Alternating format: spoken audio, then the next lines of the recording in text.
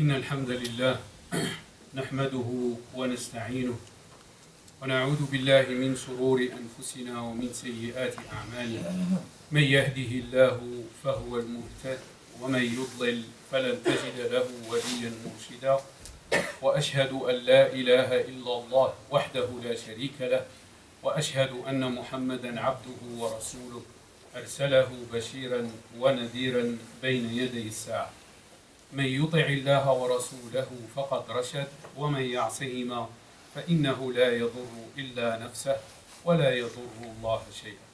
أما بعد فإن خير الحديث كتاب الله وخير الهدي هدي محمد صلى الله عليه وسلم وشر الأمور محدثاتها وكل محدثة بدعة وكل بدعة ضلالة وكل ضلالة في النار. أعاذنا الله وإياكم والمسلمين منه. Dear brothers and sisters in Islam,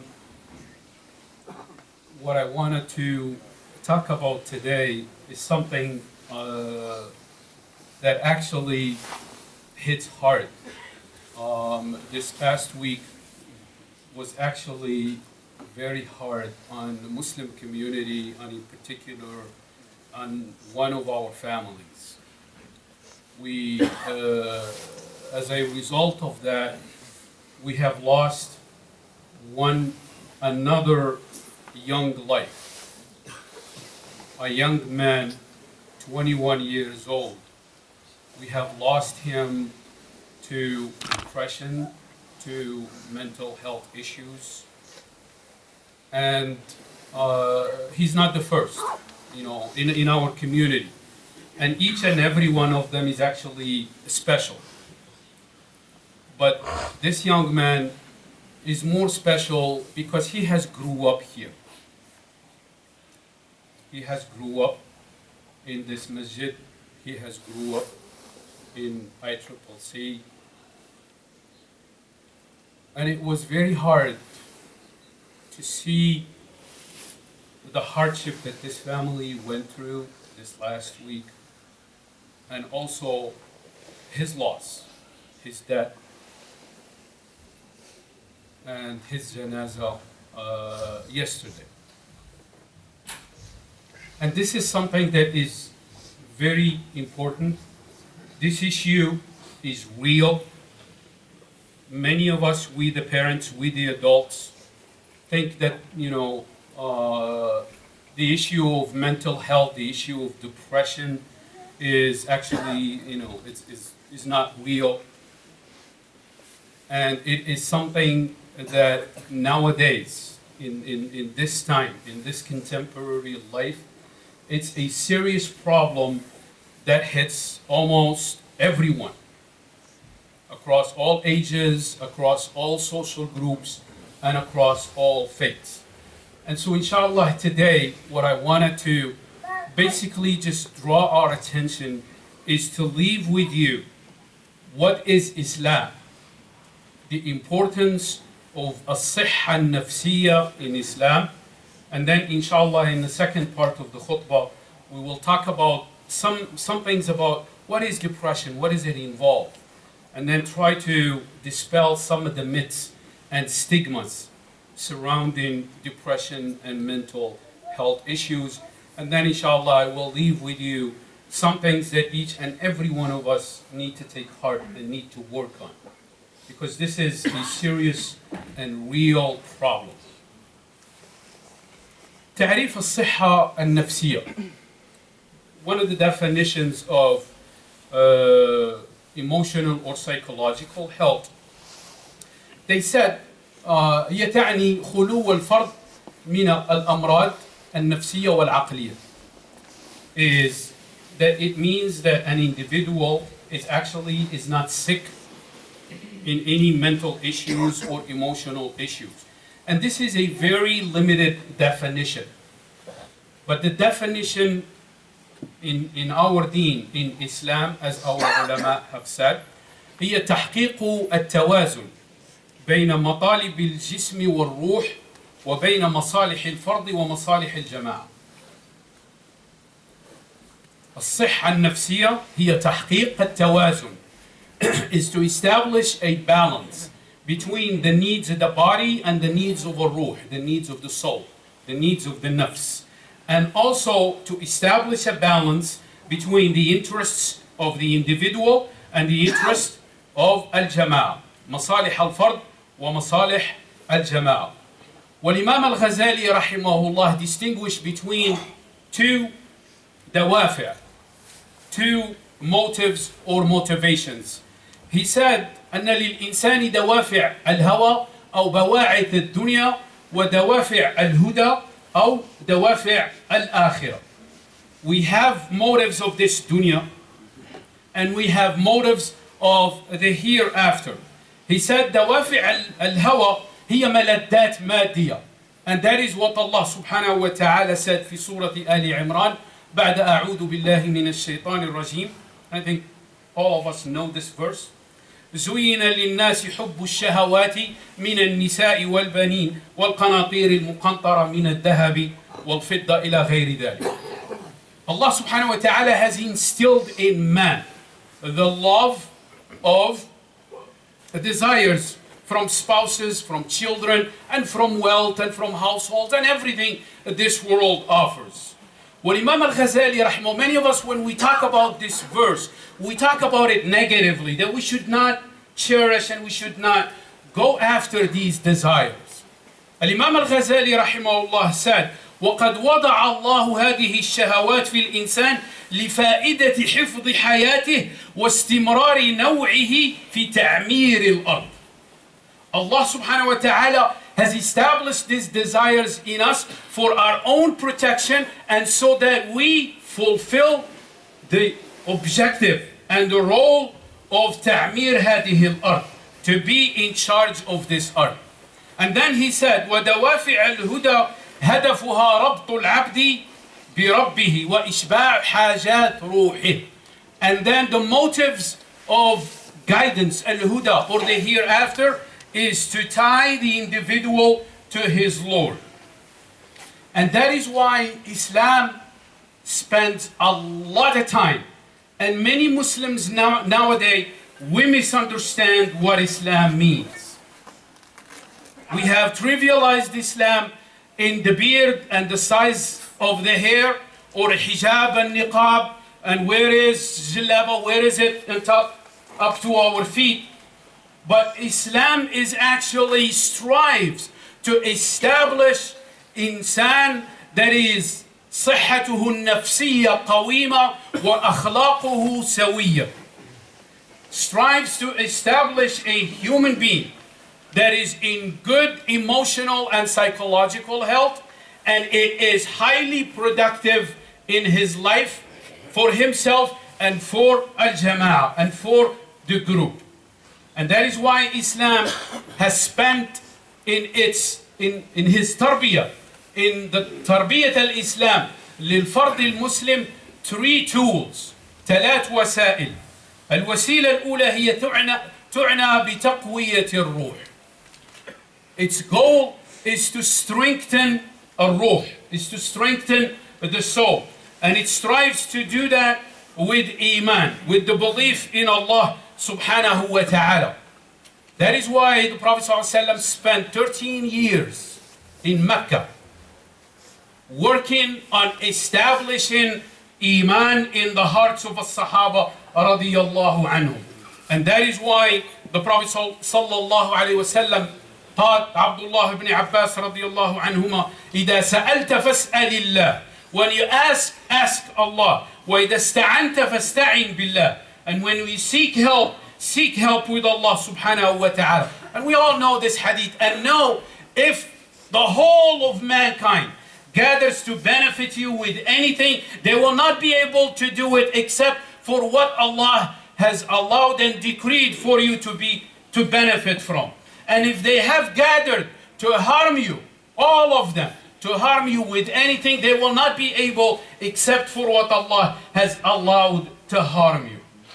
And that is why Allah subhanahu wa ta'ala said, الَّذِينَ آمَنُوا وَلَمْ يَلْبِسُوا إِيمَانَهُمْ بِظُلْمٍ أُولَٰئِكَ لَهُمُ الْأَمْنُ وَهُمْ مُهْتَدُونَ.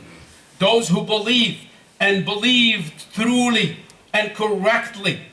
One of the goals, one of the outcome is al-amn, is security in the emotional health.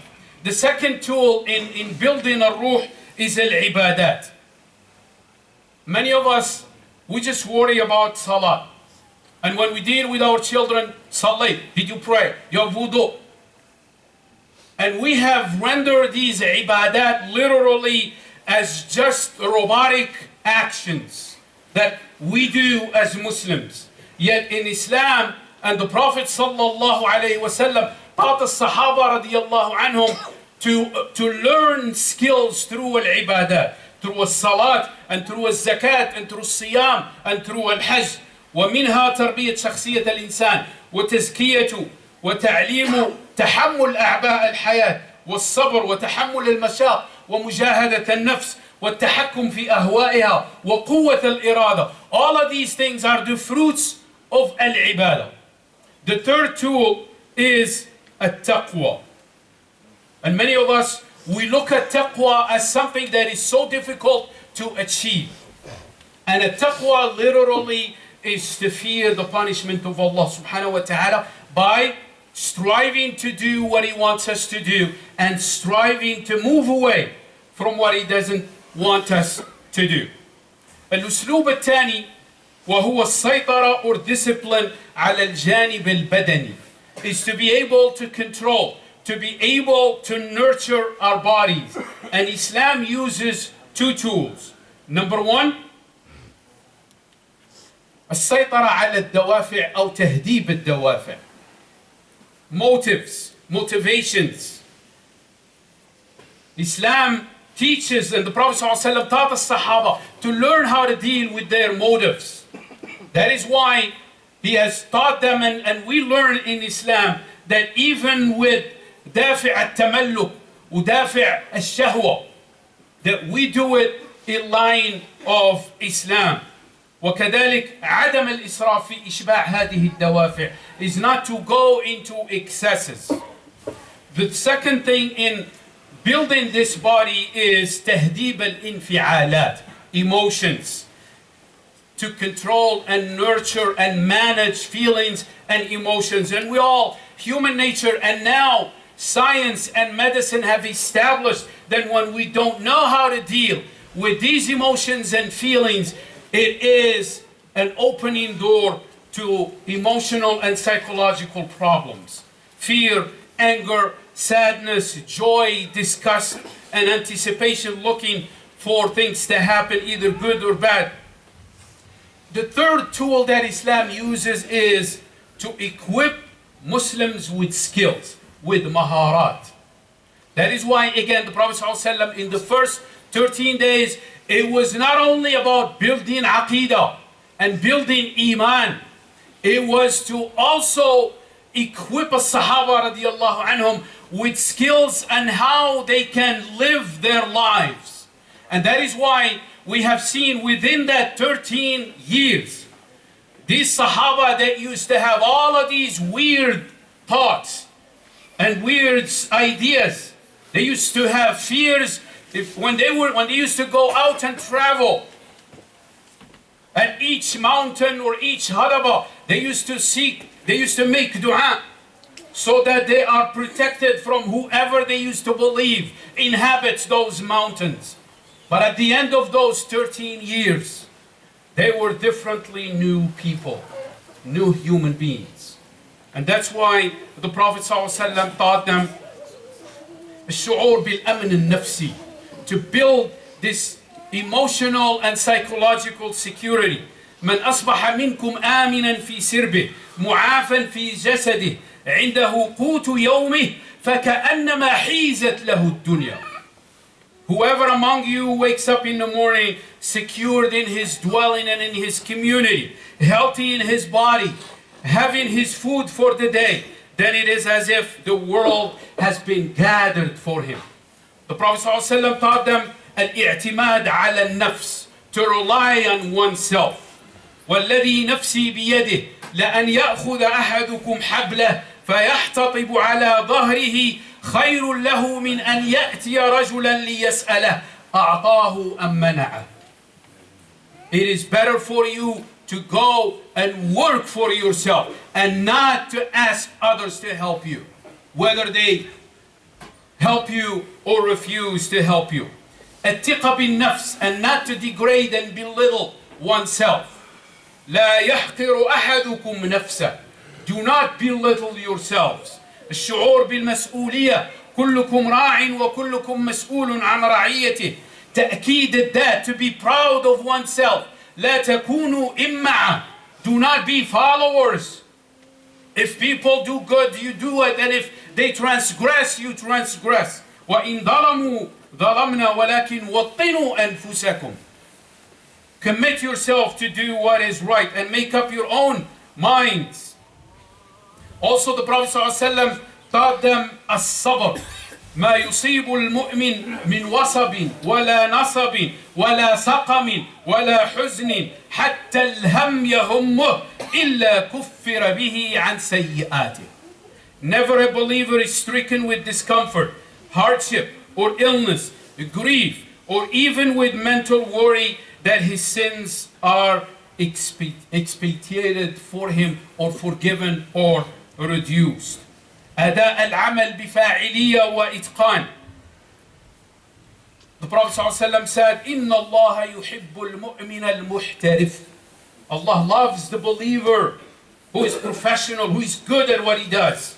إن الله يحب أحدكم إذا عمل عملا أن يتقنه.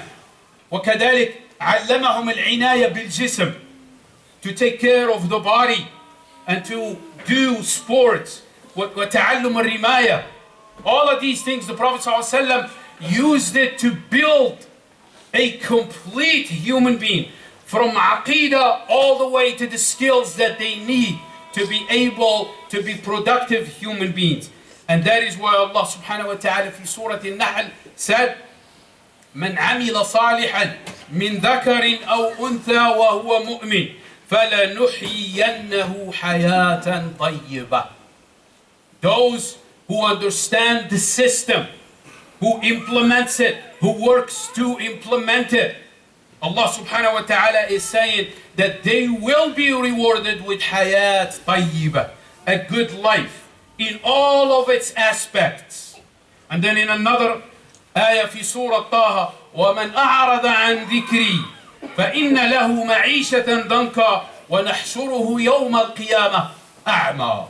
And whoever moves away from the system of Allah subhanahu wa ta'ala, they will have a very stressful and depressing life.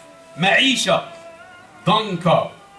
And so it is very important to understand that we all, this is what Islam teaches us to do. And fortunately, many of us lack. This is the ideal. This is what Islam wants. But the majority of us, parents and families and individuals and communities, we're way below this level.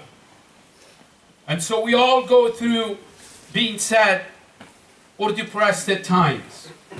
But when this depression and sadness is over a long period, over weeks or months, then as they said, you could have clinical depression. Clinical, meaning that this is an illness. It is a sickness. And many of us, and that is why they said depression is actually an extremely complex illness. There's a lot of factors that play together to result and lead to this state of depression. Major events, good events as well as bad events. Graduating, starting a new job, getting married, or on the negative side, losing a job, or losing an income, or getting divorced, or retiring. All of these put stress on us. Conflict, when we have conflict among ourselves, among our kids, siblings, personal problems, when someone is being cast out of the group or of the community, abuse, either past or current, either physical or sexual, family history of depression, and that's what the doctors call genetics, also increase the risk of having depression. And all of these, in fact, have a common thread, which is stress. And Allah subhanahu wa ta'ala in His hikmah has blessed each and every human being. We all have a gland that sits on top of our kidneys, that secretes a hormone that does a lot of things, and the doctors or the medical field call this hormone cortisol. They call it the stress hormone. And when stress is light and short and a day or so, there is few secretions, few amount of this hormone is secreted by the body. But when there is a lot of stress, or when the individual or the parents or the community don't know how to deal with it, then it becomes toxic, and it impacts another hormone or other hormones in the brain. And what now the medical field have found, that people who have depression have actually thinning in various areas of the brain, in particular in the cortex, in particular in the front area of the brain. These high levels of cortisol interact and impact other hormones in the brain, and it lowers their secretion, and therefore the size of the brain shrinks and leads to these feelings and emotions and depression. أقول قولي هذا وأستغفر الله لي ولكم وادعوا الله وأنتم موقنون بالإجابة.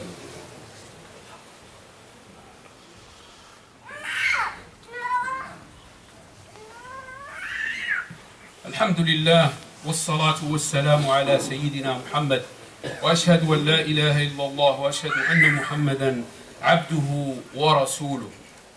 Understanding how tarbiyah is in Islam, and understanding what happens in our bodies, and understanding what mental issues and depression is all about, helps us dispel a lot of the myths and a lot of the stigmas.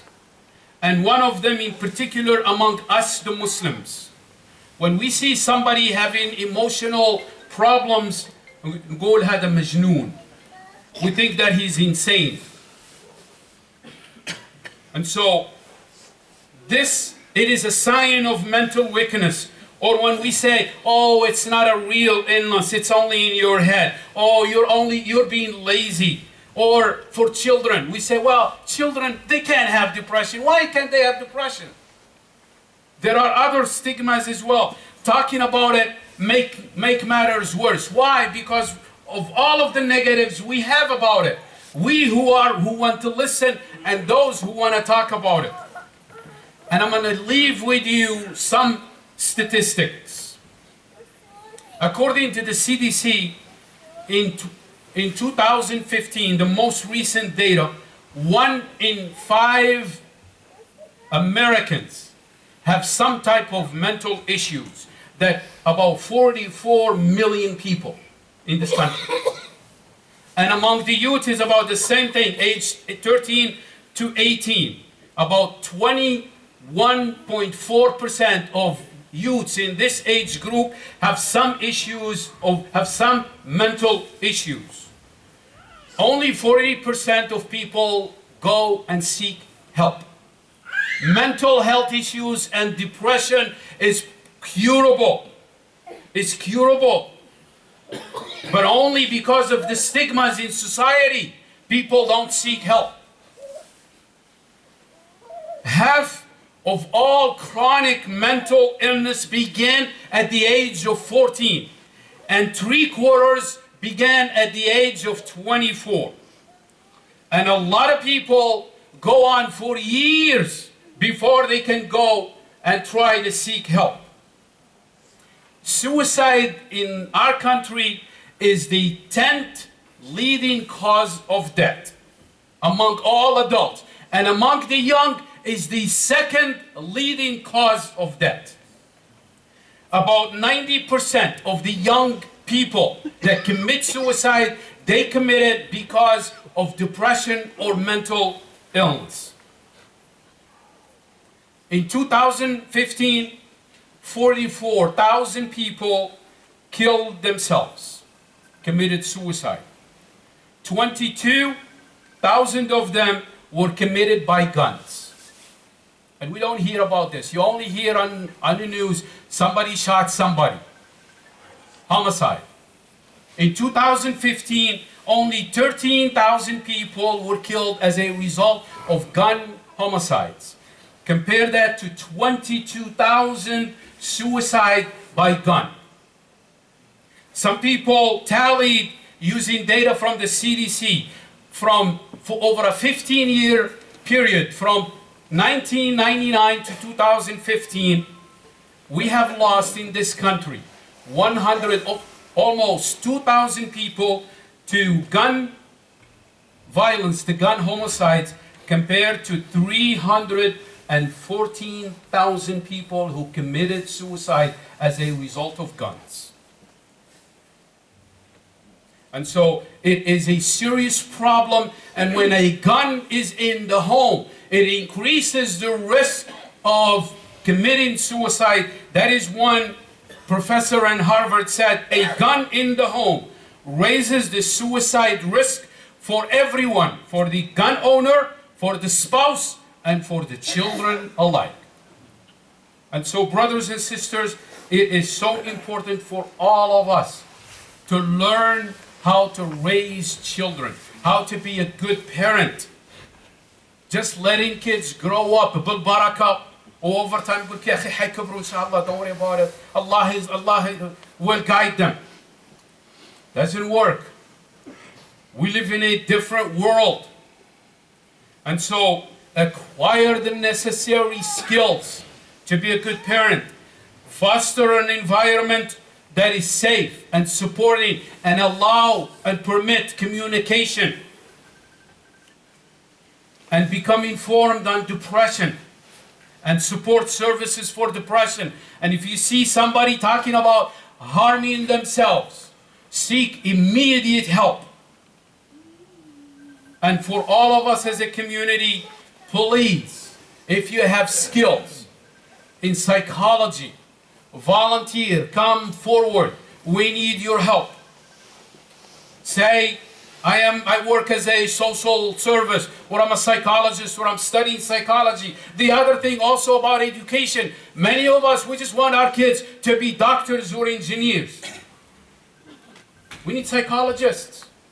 We need psychologists. And the last thing I'll share with you is for all of us, and in particular, those of us, the leaders of our masajid, our Islamic centers, we have to revisit why we exist. Yesterday at the Haza, I was talking to some of the youths, and some of them said, if you're trying to bring the youth to a masjid for a halaqah, good luck. We have some serious problems. We have to rethink everything.